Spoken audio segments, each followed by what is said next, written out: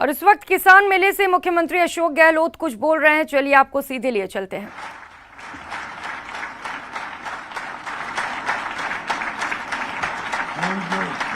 बहुत बहुत शुक्रिया आपका, शुक्रिया, धन्यवाद आपका, बहुत धन्यवाद।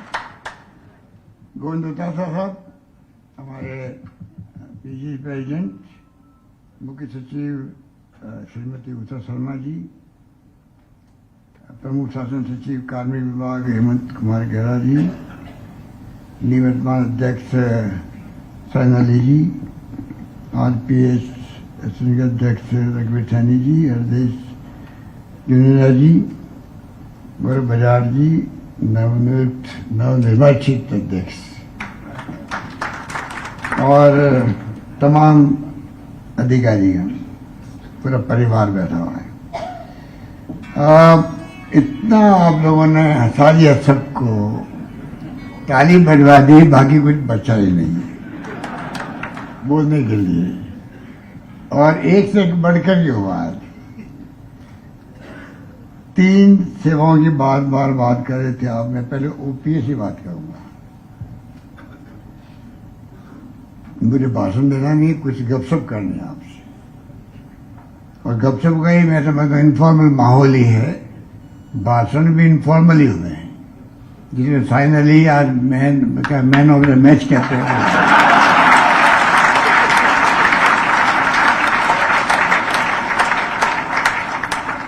तो इसलिए आज उसी मूड में मैं भी हूं। ऐसी जिंदगी में बहुत कम मौके आते होंगे जो आज मौका आया है। आप सबको बधाई इसके लिए।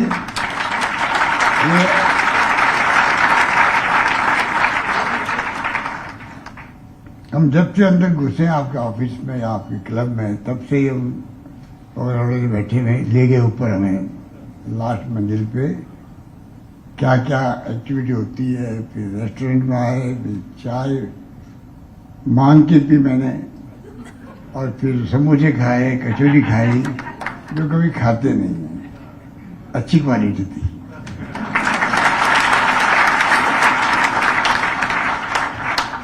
तो तब से मैं देख रहा हूँ कि हम उषा जी को कहते हैं कि आप पीछे रह गई हो, आरएस वाला नंबर ले गए हैं। इनको मैं प्रवोक कर रहा हूँ,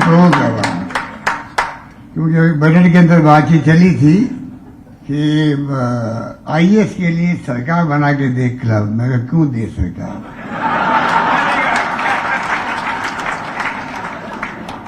इसलिए मैंने घोषणा नहीं करी। काफी दबाव मेरे पे भी आया था, मैंने कहा नो, अगर आरएस वाले कर सकते हैं तो आप तो पहले कर सकते हैं। तो मैं उम्मीद करता हूँ कि आज इन्होंने जोश दिखाया है, और उन्होंने इधर बार बार देख रही है कि 7 दिन के बाद में मेरे पास आएंगी और बताएंगी कि हमने ये फैसला कर लिया।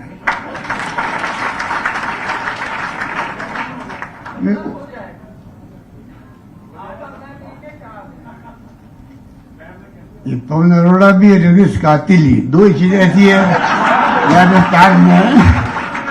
दोनों भाई जो है एक से बढ़ के एक है, वहां पे अपने फन में माहिर है।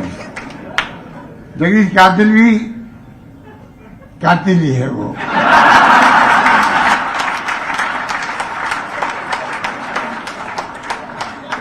Doctor Manmohan Singh ji prime minister, Pranab Mukherjee राष्ट्रपति, जगदीश कातिल जी जा रहे हैं साथ में उनके दौरे में।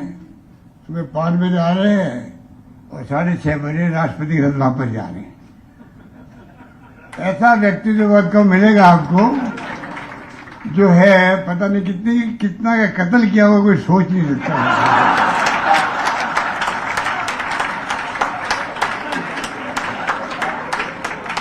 और वैसे भी अपना स्थान बनाए रखता है, चाहे कांग्रेस हो या बीजेपी हो। और भाई मैं तो सरकार के साथ में हूं, मैं किसी के साथ नहीं हूं, कोई शिकायत हो ही नहीं सकती। जो मुख्यमंत्री उनके साथ वो हैं, चाहे वसुंधरा जी हो चाहे अशोक गहलोत हो, उनके लिए सरकार है। ये भी एक राजनीति है, उसमें वो काबिल है और कामयाब है। और ये भाई बैठा हुआ इनका, जगदीश कातिल कमजोरी कोई है तो भाई बहन है। भाई ये और बहन इनकी क्या नाम, सुषमा अरोड़ा, ये दो ही कमजोरी है। अगर वो सिफारिश करेंगे तो भाई बहन के लिए उनके दिल में बहुत जगह है, और ये एक आदमी की खूबी भी होती है जो अपनी बहन की चिंता करे। अब मैं ये बोला हूं ना, अगर मैं उनके खिलाफ भी बोल रहा हूं तो टीवी में ऐसी पट्टी चलेगी जैसे मैं उनके पक्ष में बोला हूं। कोई भी खास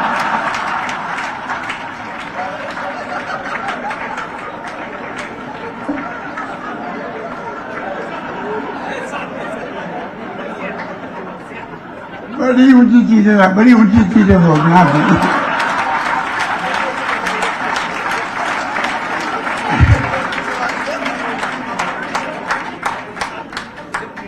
अब आप कहोगे भाई कि मीटिंग तो हमारी हो रही है और उनके बारे में क्यों बोल रहे हो, जब आप कहोगे तो मेरा रिश्ता उनके साथ ऐसा ही है। अभी मैं प्रेस के लिए बोला, उनके खिलाफ बोला था, खिलाफ मतलब क्रिटिकल बोला था। पट्टियां चलने लगी ऐसी कि राजनाथ भर में हो गया भाई कि अशोक गहलोत ने बहुत बड़ी तारीफ करी है कातिल साहब। ये जो आप लोगों ने बहुत कुछ कॉम्प्लीमेंट दिया मुझे भी, और ये हकीकत है कि मैं बचपन से ही, या जब मुझे मौका मिला सरकार में रहने का, चाहे केंद्र में तो इंदिरा गांधी जी के साथ तो मैं डिप्टी मिनिस्टर बन गया था, चाहे राजीव जी के साथ में, चाहे नरसिम्हा यादव के साथ में। हमेशा मैं जानता हूं कि एक गवर्नेंस देने के लिए ब्यूरोक्रेसी की बहुत बड़ी इंपॉर्टेंस होती है और हमेशा उनको साथ लेके चलना चाहिए। दुर्भाग्य राग 98 के अंदर स्ट्राइक हो गई 60। राज्यसभा चुनाव 2022, प्रदेश की 4 सीटों पर संग्राम, 2 सीट पर हाथ हावी,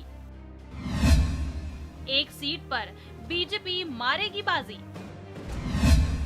4थी सीट पर कड़ा मुकाबला। मरुधरा में अब राज्यसभा के रण की बारी है। 4 जुलाई को प्रदेश में राज्यसभा की 4 सीटें रिक्त होने वाली हैं। अब तक इन चारों सीटों पर बीजेपी काबिज थी, लेकिन सूबे में सत्ता बदली तो अब राज्यसभा के रण का समीकरण भी बदल गया है।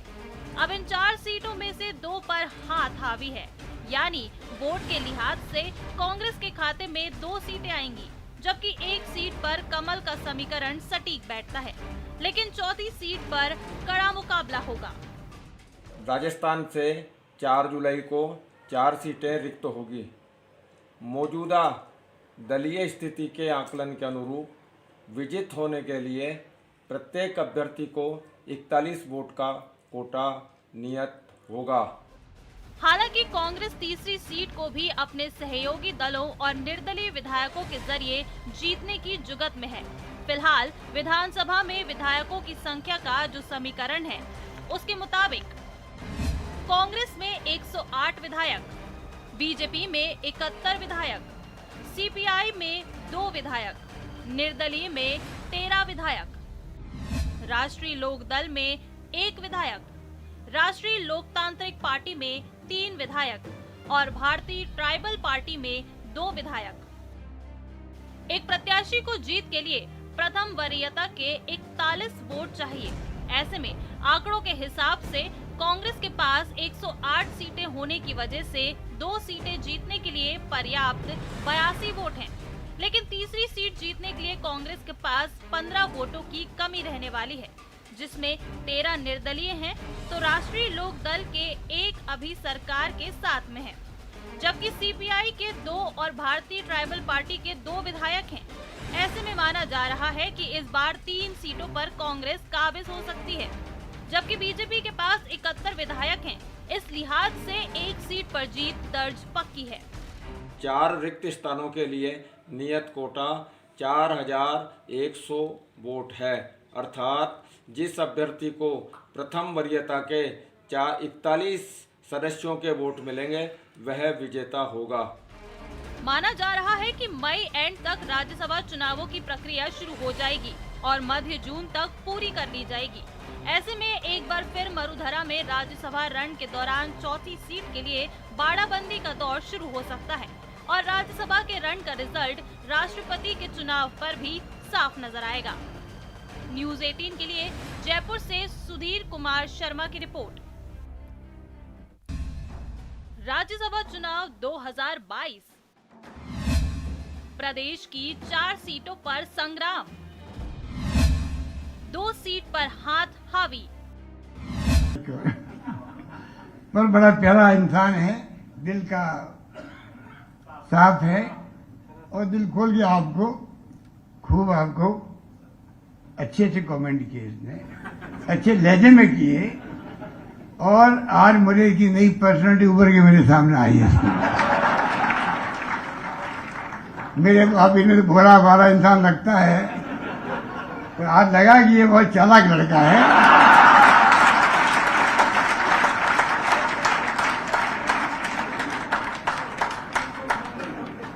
अपनी बात को कहना जानता नहीं, मैंने कहा इसको अध्यक्ष बना किसने दिया, आज मालूम पड़ा क्यों बनाया। ये जो बजट का हम लोगों ने खूब मेहनत करी। कल बाड़मेर में मुझे हेमाराम चौधरी ने कह दिया कि साहब बहुत शानदार बजट पिछले बार भी आया था। वास्तव में पिछला बजट अच्छा था, क्योंकि कोरोना के बाद में लोग उम्मीद नहीं थी कि बजट पेश अच्छा हो पाएगा। मजबूरी में आप तो जानते हैं कि रेवेन्यू का खेल होता है। वो जो बजट पेश मैंने किया तो लोगों ने बहुत तारीफ करी उस वक्त में, पर इस बार बजट आया तो वो पिछला बजट लोगों ने भुला दिया कि इस बार तो कमाल ही हो गया, कमाल हो गया, कमाल हो गया।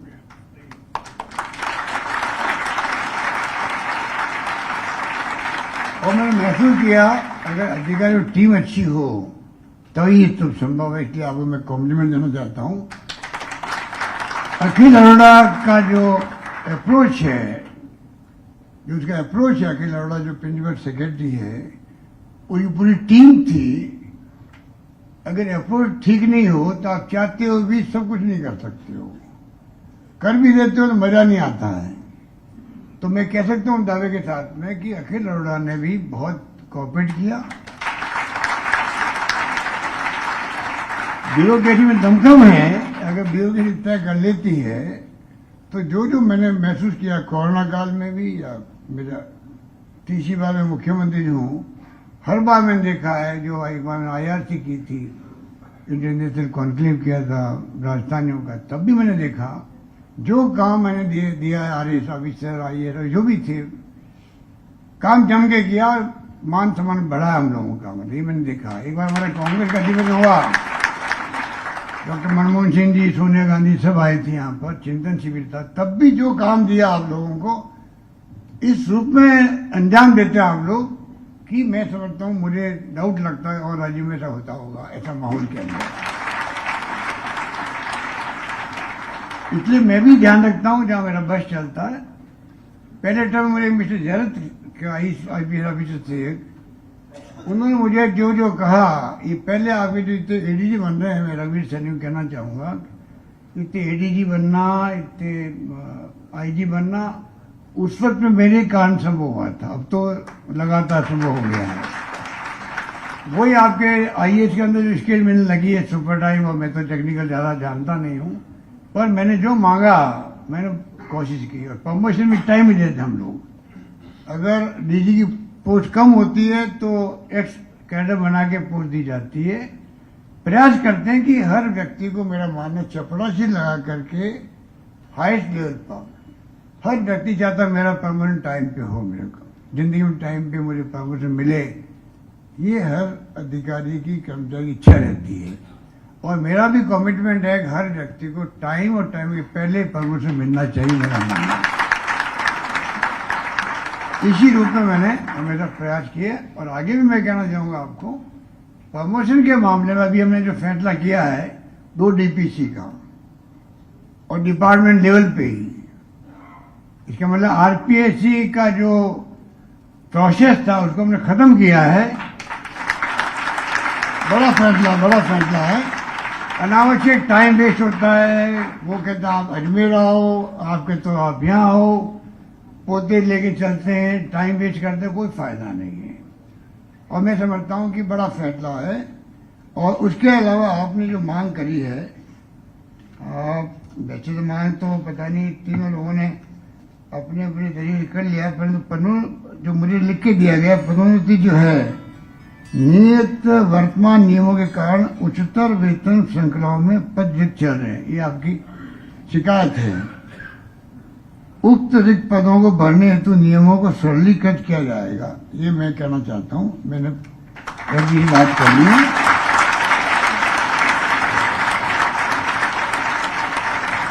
और इसीलिए 2 डीपीसी हो जाएगी, डिपार्टमेंट लेवल पर जाएगा और सरलीकृत कर लेंगे इसको। दूसरा, उपखंड स्तर पर उपखंड अधिकारी की भूमिका को अधिक महत्वपूर्ण बनाया जाएगा तथा उपखंड अधिकारी कार्यालयों में मंत्रालयिक सेवा के रिक्त पदों को भरने हेतु विशेष प्रयास किए जाएंगे। उपखंड कार्यालयों की सभी वांछित सुविधाएं उपलब्ध कराई जाएगी।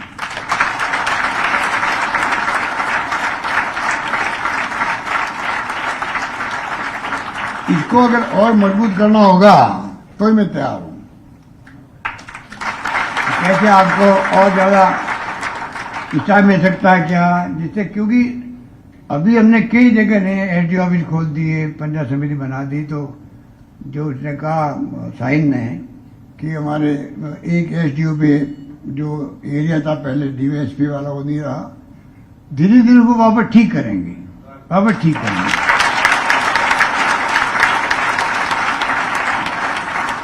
वो सिर्फ आप ही दोगे। मैं फिर कहना चाहूंगा, हेमाराम चौधरी जो कल कहा है, तो मैं आधी बात ही कह के भूल गया कि ये बजट शानदार आ गया। उन्होंने कह दिया, पब्लिक मीटिंग थी बहुत बड़ी, अगला बजट इससे भी शानदार आएगा। अब मैं आपको कहना चाहूंगा उसके लिए कि अभी मैं एक मीटिंग से आया हूं, अध्यक्ष के साथ थे हमारे सीएमआर के अंदर। उनको मैं यही कह के आया हूं, मेरे कार्यकर्ताओं को, आपको मैं कह रहा हूं, अगर अगला बजट इसे शानदार लाना है तो जितनी सोच मेरी थी या एफडी की थी, हमने पूरी उसको कंज्यूम तो किया है और कोशिश करेंगे। परंतु अगला बजट इसे शानदार तभी आएगा, पब्लिक क्या चाहती है, और आप लोग पब्लिक जुड़े हुए हो, उनका आप फीडबैक लोगे, अपना दिमाग अप्लाई करोगे और आप हमें जो बताएंगे सुझाव के रूप में, तब अगला बजट इससे अच्छा आ सकता है।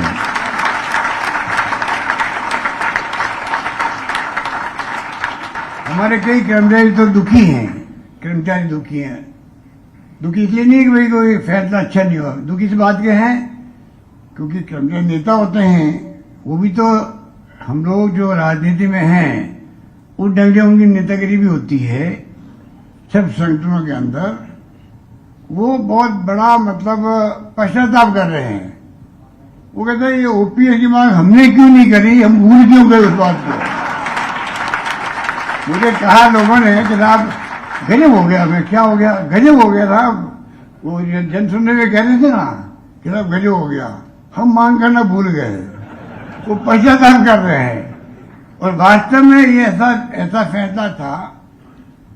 एक ही मेरे पूरे बजट के अंदर एक भी पॉइंट आउट नहीं हुआ बजट के अंदर। एक अधिकारी ने निश्चित किया हमारे साथ में कि मेट्रो का एक्सपेंशन उसने लीक किया मीडिया को।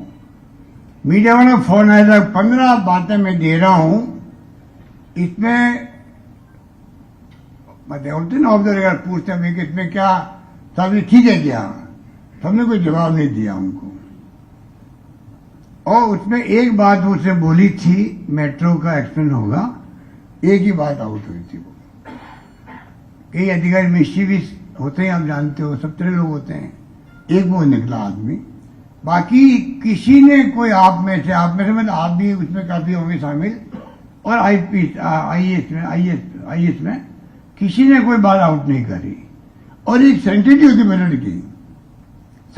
बजट की और उसको मेंटेन करना ही पड़ता है। उसके अभाव में कई बार ऐसी स्थिति बनती है और कई लोग गलती कर बैठते। मैं आपको किस्सा सुनाना चाहता हूं।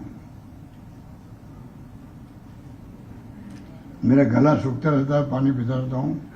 आपको मालूम है असेंबली में पानी पीता रहता हूं। वसुंधरा जी पानी नहीं पीती है एक बार।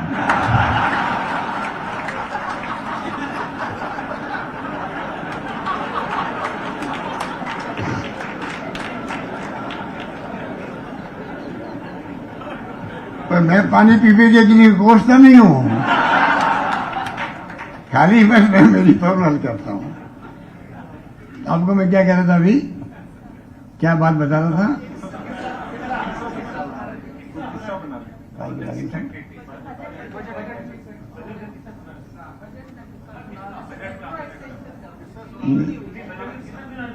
मैं भूल गया, पता नहीं मैं क्या कह रहा था। चलो याद आ जाएगा। तो मैं आपको इतना ही कहना चाहूंगा कि बहुत शानदार मीटिंग आपने आज ऑर्गेनाइज की, तीनों संगठन साथ बैठे हुए हैं।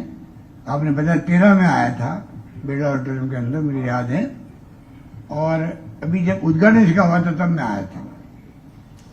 पर आपको मैं आह्वान करना चाहूंगा कि ये जो स्थिति है गुड गवर्नेंस की, मैं बार बार बात करता हूं, गुड गवर्नेंस तभी संभव होता है तब सब साथ देते हैं, और हम सबका कर्तव्य है। कुछ बातों में सेंटिमेंट कहता हूं हमेशा कि आज हम लोग राजनीति में हैं। क्यों है राजनीति में? अगर आपकी ईमानदारी है तो आप पब्लिक के लिए राजनीति में, हम लोग ट्रस्टी कहलाते हैं, वो ट्रस्टी हैं, आप लोग भी ट्रस्टी हैं। एक जिंदगी में चांस सबको तो मिलता नहीं है। आज कितने लोग 7 करोड़ की जनता में हैं जो आपके हमारे लेवल के लोग बैठे हैं, जो गवर्नेंस कर रहे हैं, चाहे वो राजनीति के माध्यम से, चाहे वो ब्यूरोक्रेसी के माध्यम से। हमारी बहुत बड़ी जिम्मेवारी होती है कि हम किस प्रकार से जनता की सेवा करें।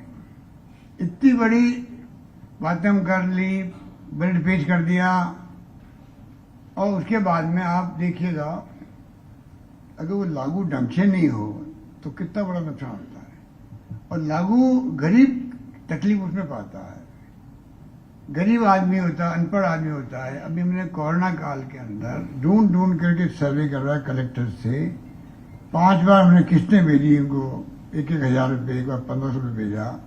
भाई जो सड़क पे सो रहा है रात को, स्ट्रीट में सो रहे हैं, बहुत ध्यान रखा। और मैं आपको भी बधाई देना चाहूंगा कि पूरी ब्यूरोक्रेसी ने जो काम हमने कहा, पूरी ब्यूरोक्रेसी ने, पूरे अधिकारियों ने, कर्मचारियों ने, बल्कि कांस्टेबल तक ने मदद करी। पहला फेज था वो डर का था, भय का था, पता नहीं हम खुद, हमारे खुद का क्या होगा। नर्सेज ने, सबने मदद करी और हम लोग पार पा गए। सेकेंड फेज आया तब कई लोगों की डेथ भी हो गई, भय कम हो गया पर डेथ ज्यादा हुई। ऑक्सीजन नहीं, दवाएं नहीं। हमने तो चार्टर फ्लाइट भेजी बॉम्बे तक कि एक आदमी भी दवाई की कमी से क्यों मरे यहाँ पर। बहुत कोशिश करी और सब वर्गों को साथ लिया हम लोगों ने, राजनीतिक कार्यकर्ताओं को, धर्मगुरुओं को, एक्टिविस्ट को, सबको, सबने साथ दिया। तो मैं आज कह सकता हूँ गर्व के साथ में कि राजस्थान की आम जनता ने भी, मैंने कहा कोई भूखा नहीं सोना चाहिए, तो वो बात करके दिखाई आप सबके सहयोग से। मुझे इस बात का बहुत गर्व है, खुशी भी है।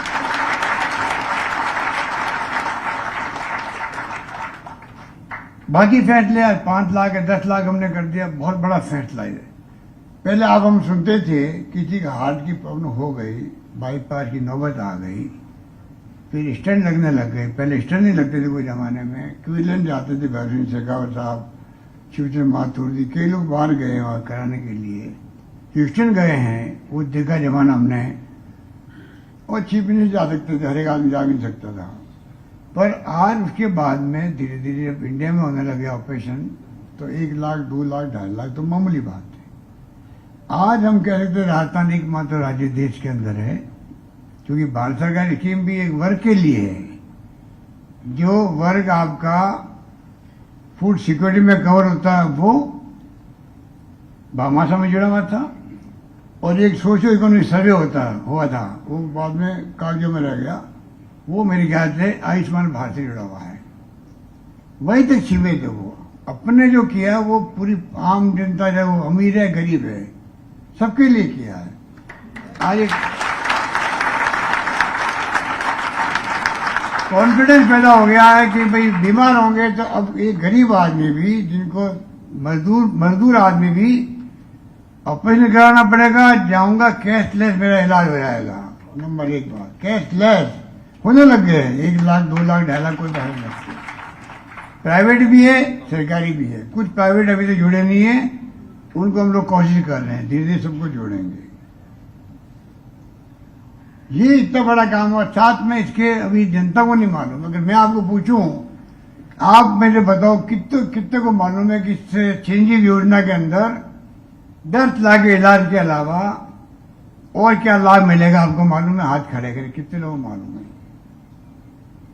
1 2 एक देखो भाई खड़ा पीछे, 2 3 3 4 2-3 हाथ खड़े हुए, 3-4 हाथ खड़े, बताइए आपको नहीं मालूम है तो बेचारी जनता को कब मालूम पड़ेगा? इसमें हम लोगों ने कहा है, भगवान करे कोई एक्सीडेंट नहीं हो, एक्सीडेंट हो जाता है, मर जाता आदमी, तो इसी के साथ में 5 लाख का बीमा कर दिया गया उसके लिए, ये मैं कर दिया।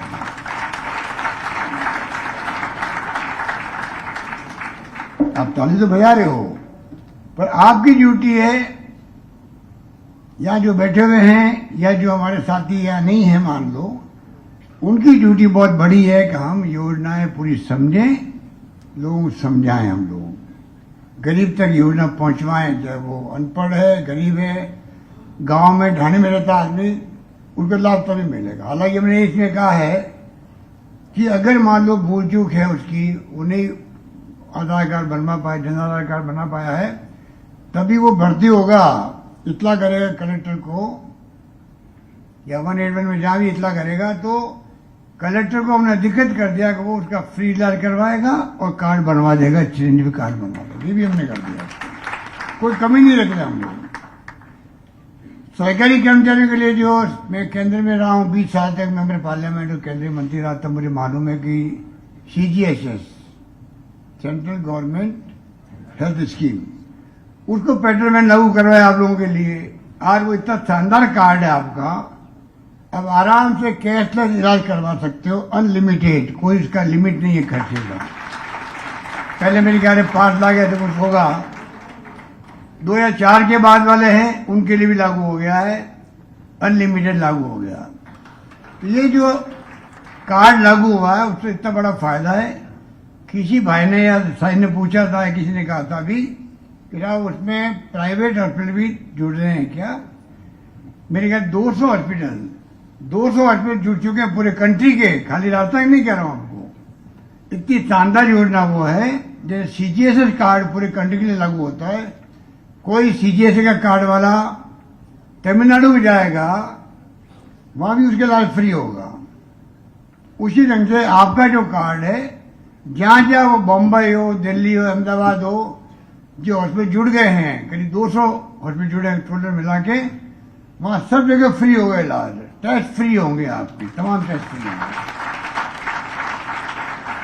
मैंने खुद ने मेरा कार्ड बनवाया, एक 60,000 रुपये दे करके CGHS का कार्ड बनवाया एज ए मेंबर पार्लियामेंट। जिस दिन बनवाया तो मुझे कॉन्फिडेंस हुआ कि जिंदगी भर अब कम से कम मुझे इलाज के लिए कहीं तकलीफ नहीं आएगी। ये कार्ड आपका इतना कीमती कार्ड बन गया है। इस प्रकार से हर चीज का हम ध्यान रख करके फैसले कर रहे हैं। और उसमें मैं फिर नाम लूंगा अखिल अरोड़ा का। अगर एक अधिकारी, आप इतने बैठे सब अधिकारी इसलिए मैं कह रहा हूं, एक अधिकारी अगर अपना माइंड सेट ठीक कर ले पब्लिक इंटरेस्ट के अंदर, वो काम कर सकता है जो अन्यथा संभव नहीं होता है। इस प्रकार से आप सोच सकते हो, हम लोगों ने किस चीज का ध्यान रखा। अब मैं आता हूं OPS, ओल्ड पेंशन स्कीम पे।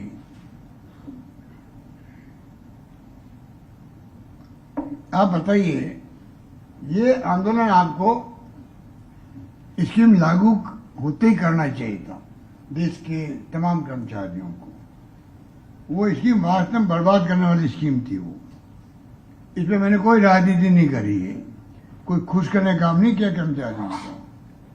सिर्फ और सिर्फ मानवीय दृष्टिकोण से फैसला किया गया, मानवीय दृष्टिकोण।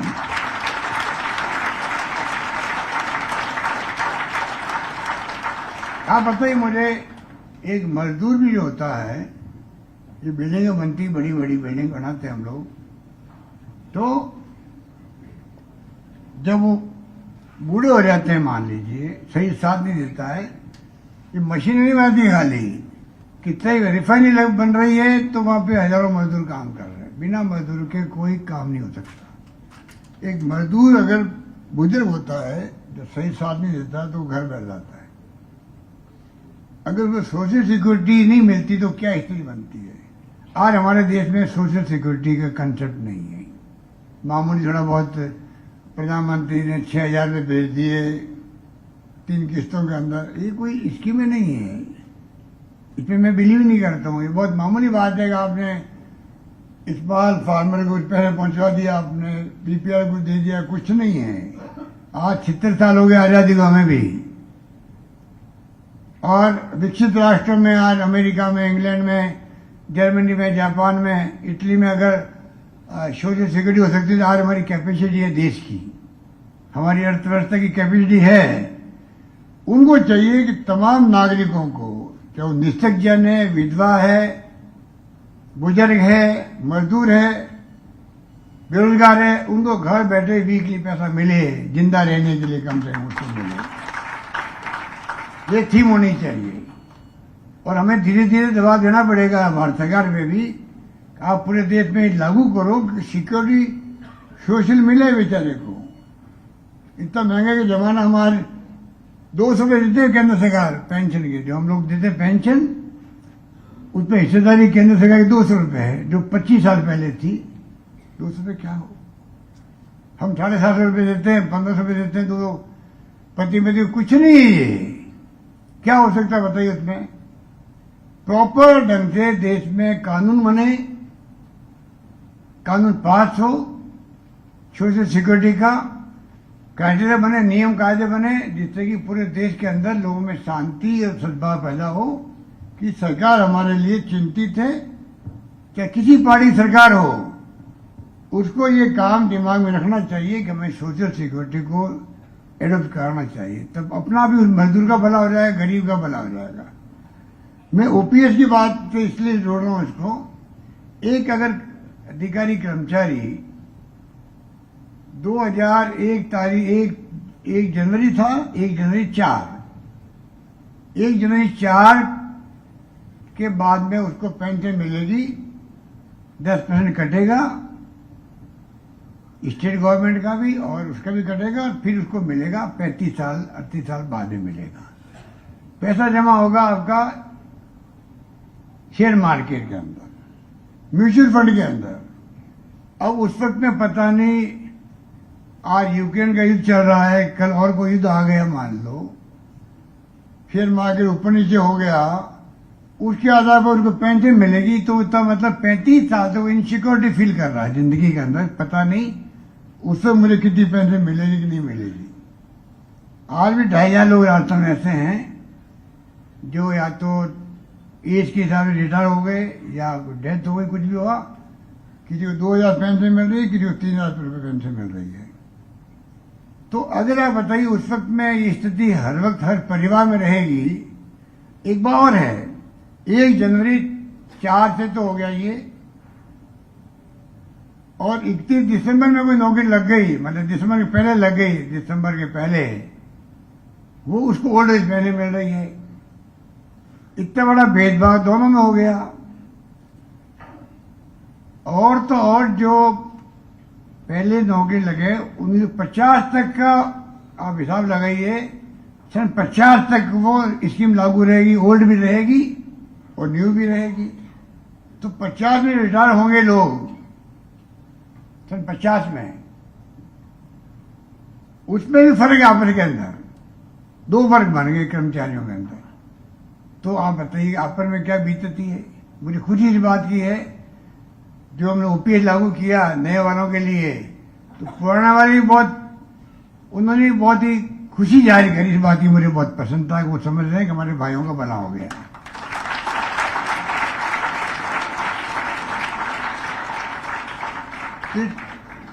इसको ह्यूमन राइट कमीशन ने गलत माना। इस पेंशन योजना को मानव अधिकार आयोग ने गलत माना है, नंबर 1। इसको सीएनएजी ने, जो आपके अधिकारी आपके राजस्थान कैडर के रहे हैं, बड़ी पोस्ट पे सीएजी बन गए थे, एक बार थाने सेक्रेटरी बन गए थे, उनको पूछो आर्टिकल लिख रहे के खिलाफ में, और मैंने रिकॉर्ड निकलवाया तो CNAG उन्होंने खुद ने रिकमेंड किया सरकार को कि इस योजना में 15 साल के बाद ना नियम बने ना कायदे बने हैं, अनसर्टेनिटी बने, आगे क्या होगा। एज ए CNAG खुद रिपोर्ट दे रहा है भारत सरकार को। अब वो पता नहीं किन के दबाव में आकर के आर्टिकल लिख रहे इकोनॉमिक टाइम्स के अंदर, वही समझ के परे हैं। Number 3, judicial commission.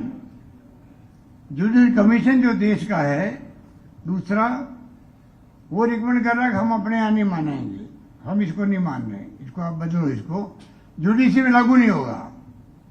तो जुडिशियल कमीशन मना कर रहा, होमलैंड कमीशन मना कर रहा, CAG मना कर रहा है। CAG ने की धज्जियां उड़ा दी इस स्कीम की, इतने पहला लिखा उसके अंदर लिखे, तो मेरी समझ के परे हैं। और 4-5 राज्य सरकारों ने कमेटी बनाई है रिव्यू करने के लिए, पर इसमें पता नहीं कर्मचारी वर्ग क्यों चूक गया। उनको इसमें एकजुट होकर के उस वक्त में इसके लिए अपना विरोध दर्ज करवाना चाहिए था। पूरे देश में शांति बनी हुई है, कहीं कहीं संगठन बन गए छोटे मोटे, वो धन्यवाद दे रहे थे बेचारे, पूरे राष्ट्रीय स्तर पर और राज्य स्तर पर तो कोई बोल ही नहीं रहा था। तो ये जब मैंने स्टडी करी, अकेले लोगों से मेरी बातचीत हुई, ये सोच समझ के किया गया है।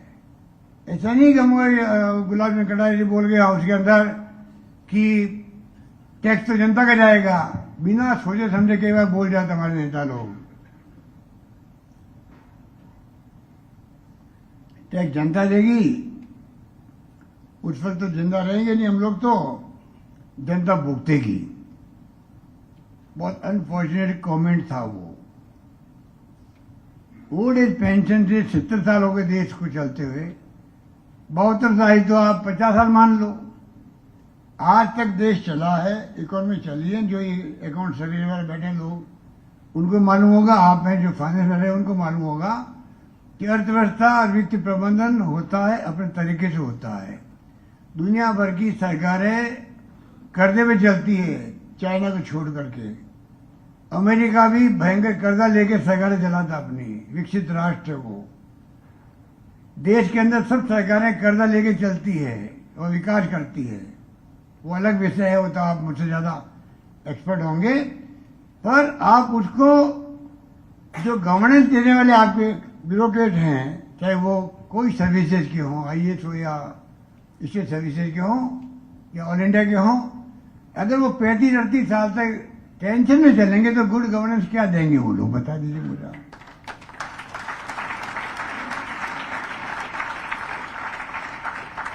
ये सोच के मैंने कहा ये मानवीय दृष्टिकोण का फैसला था, उस रूप में हमने ये फैसला किया है और सही फैसला किया है। अब सब सरकारें, छत्तीसगढ़ तो कर चुका है, सब सरकारों को एक वक्त आएगा कि करना ही पड़ेगा, इसको कोई रोक नहीं सकता इस काम। भारत सरकार को ही करना पड़ेगा, मोदी जी को भी। अभी तो पार्लियामेंट ने जवाब दे दिया, नहीं हमारे कोई सोच नहीं है। एक बात मैं और कहना चाहता हूं आपको, जब स्कीम लागू हुई, अभी आप बार बार बोल रहे थे तीनों प्रशासनिक सेवाओं की बात कर रहे थे, शब्द काम लिया तीनों प्रशासनिक सेवाएं। अब मैं शब्द काम ले तीनों प्रशासनिक सेना, उनके लागू नहीं है, उनके लागू नहीं है। मालूम आपको, जब स्कीम बनी तो तीनों सेनाओं को छोड़ दिया, उनके लिए ऊपर लागू नहीं है ओल्ड, आप नई पेंशन लागू, उनके लिए ओल्ड रखी है, उनके लिए ओल्ड है। और पैरामिलिट्री फोर्सेज हैं, चाहे वो BSF है, CISF है, CRPF है या इंडो तिब्बतन पुलिस फोर्स है, उनमें लागू है। आप बताइए कैसे उनके दिल में क्या गुजरी होगी। IAS और अभी ऑर्डिनेंस सर्विसेज में लागू नहीं हो रही है, अब पता नहीं आपकी लॉबी क्या दबाव दे रही होगी और नहीं दे रही हो। तो आप जब आपके जो 2004 के बाद बने हैं ना, जब लागू जब उनका वक्त आएगा रिटायरमेंट का, उस वक्त कैबिनेट सेक्रेटरी वही होंगे, वो कोई इसको रहने देंगे क्या, उस वक्त हटा देंगे इसको। तो आपको पहले हट जाएगी, अब तो हमारी पहल के बाद में तो आपके अपना मर जाएगी। तो आप बताइए कि आज 50 साल बाद किसने देखा? और अगर आप गवर्नेंस चलाना चाहते हो, यही तो लोग रेवेन्यू बढ़ाते हैं, यही लोग गवर्नेंस देते हैं, वे लोग बड़ी गवर्नेंस पूरी करते हैं। उस तबके को अगर आप नाराज रखोगे तो कैसे काम चलेगा?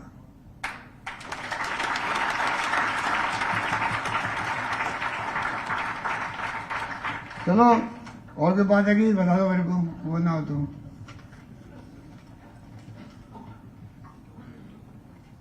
बहुत खुशी की बात है, ये आरती जन बैठे हुए हैं कि पूछो इनको कि जब मेरे पास थे ये डिप्टी सेक्रेटरी 22 साल पहले, तब मैंने पहली बार रेवेन्यू बोर्ड में भेजा इनको, आरएस को भेजा। पहले खाली आईएएस वाले जाते थे। हमने कलेक्टर्स आरएस को लगाया पहली बार। प्रमोशन वाला हमने किया, जैसे मैंने बताया आपको। 17 साल तक आप चुप रहे, मुझे आपको ही गुस्सा आता है। 17 साल दिखा दिया आपने बिना आईएएस बने हुए।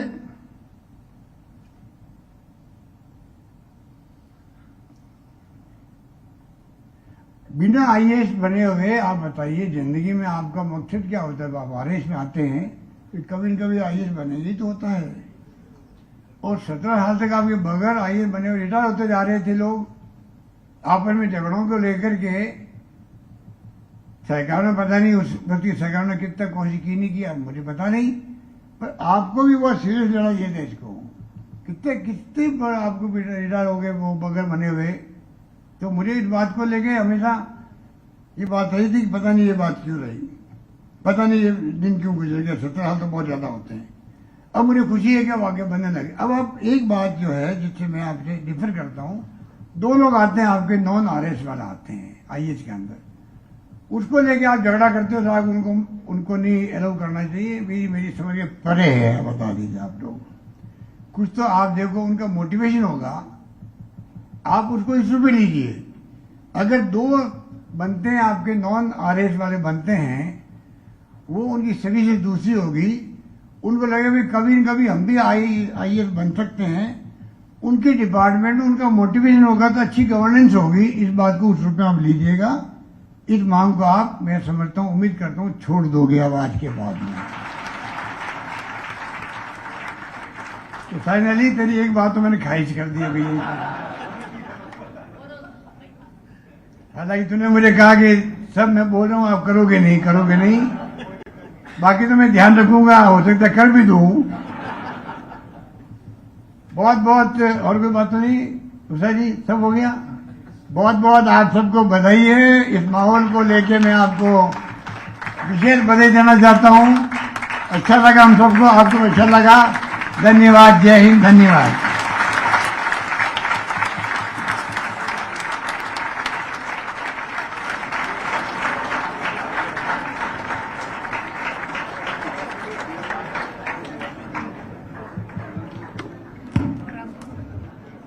बहुत धन्यवाद सर।